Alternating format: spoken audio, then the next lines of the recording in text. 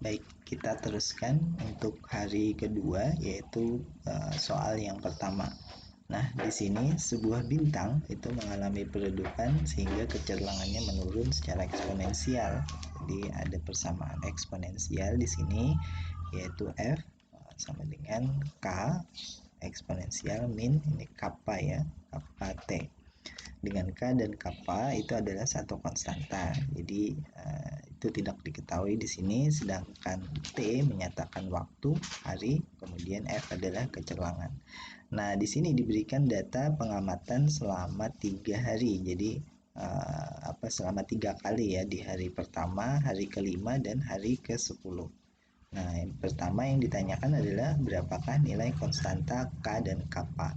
Nah, kalau kita diberikan data seperti ini, terutama data yang angkanya bagus nih, ada angka 1 di sini, itu akan memudahkan kita dalam mencari variabel yang belum diketahui, yaitu konstanta K dan kappa tadi. Jadi, ini kalau kita masukkan untuk T sama dengan 1 hari, dengan F sama dengan 1 juga, maka kita punya persamaannya, yaitu 1 sama dengan K eksponensial min kappa. Kemudian ini adalah persamaan yang pertama. Nah, kita ambil lagi satu data, yaitu yang kedua, misalnya T5 dan F adalah 0,449. Nah, dengan begini kita punya persamaan yang kedua, yaitu 0,449 sama dengan K eksponensial min 5 kappa. Nah, ini adalah persamaan yang kedua. Nah, dari dua persamaan ini kita bisa mengeliminasi atau mencari konstanta yang belum diketahui. Nah, paling gampang sih kita mengeliminasi bagian yang K kecil ini ya, konstanta K kecil. Caranya bagaimana? Kalau kita bisa punya dua persamaan seperti ini, tinggal dibagi saja. Jadi kita punya pembagian, ini saya tuliskan simbol pembagian saja ya, tapi ini adalah pembagian, maksudnya yaitu 1/0,449 ya, supaya cepat aja, sama dengan K-nya bisa kita coret, K dibagi K, ini eksponensial, jadi eksponensialnya bisa dipindah ke atas ya, minus kappa ditambahkan 5 kappa. Jadi kita punya persamaan yang baru di sini, persamaan ketiga kalau mau dibilang. Ini persamaan ketiga, yaitu nilai 1/0,449 ini kalau kita bagi adalah 2,23 sama dengan ini adalah eksponensial minus kappa ditambah 5 kappa berarti 4 kappa. Nah, jangan lupa hubungan untuk eksponensial, yaitu kalau saya tuliskan di pojok kanan ini ya, eksponensial Y ini sama dengan X, berarti ln X. Nah, kalau dibikin ln X itu sama dengan Y. Nah, di sini kita punya 2,23, berarti ln dari 2,23, nah ini sama dengan 4 kappa. Nah, kalian sudah bisa menghitung nih kappa nilainya itu berapa. Jadi kalau kalian hitung di sini kappa ketemu nilainya 0,2. Nah, bagaimana menghitung nilai K? Tinggal masukkan ke persamaan 1 ini. Jadi kalau kita hitung dari persamaan 1 dengan kappa 0,2, berarti kita punya 1 sama dengan K eksponensial min 0,2.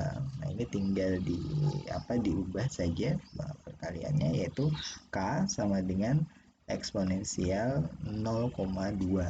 Ya kan, karena dipindah ke sebelah, dan kita punya di sini nilai K itu adalah 1,22.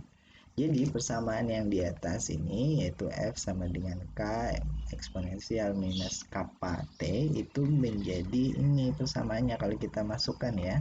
Jadi F kecerlangan itu adalah K kecil, yaitu 1,22 eksponensial minus 0,2 T. Ini sudah kita masukkan nilainya. Nah, pertanyaan yang B ini adalah kita diminta menghitung kecerlangannya. Jadi berapakah T ketika kita diminta menghitung harinya. Berapakah harinya ketika F sudah setengah dari kecerlangan awal. Jadi kecerlangan awal kan 1 tuh, kemudian hari pertama, kemudian ini setengahnya, F setengah. Berarti kita tinggal masukkan ke persamaannya. Kita punya F sama dengan 0,5. Ini saya tuliskan di bagian bawah ya. Kalau ini A, kemudian ini yang B di sini pojok bawah. Berarti kita punya 0,50 sama dengan 1,22 eksponensial min 0,2T. Dengan cara yang sama menggunakan hubungan ln tadi, kita bisa dapatkan nilai T-nya itu adalah 4,459 hari ya, ini satuannya. Nah, kalau kita perhatikan 4,459 hari itu ada di mana sih? 4,459 hari itu ada di sini nih, sebelum masuk di hari kelima ya, hampir masuk di hari kelima, dan kecerlangannya ini ada 0,5 di sini. Jadi kecerlangannya terus turun ya, dari 1, 0,5, 0,449. Sementara yang harinya adalah 1, tadi kita 4,459 ya di sini. 4,459. Nah, jadi pas kan kalau kita cek kembali di urutannya, di hari mau hampir hari kelima, 4,5 hari ini kecerlangannya 0,5, kemudian terus turun 0,4, 0,1. Jadi ini sekilas untuk ngecek jawaban kita. Nah, itu jawabannya untuk A dan B. Nah, sekarang di soal yang kedua, kita memiliki atau kita diberikan satu persamaan garis singgung, suatu persamaan kurva ya. Kurvanya itu adalah y sama dengan